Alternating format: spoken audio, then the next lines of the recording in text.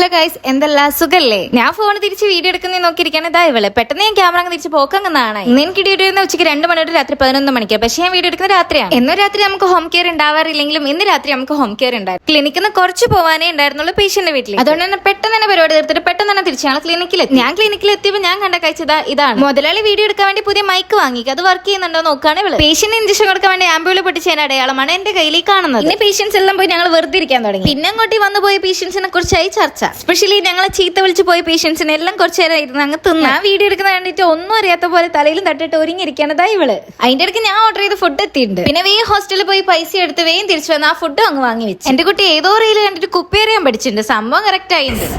ചെറിയ മുഖാണ്, ക്യൂട്ടാണ്, ചെറിയ മുഖം.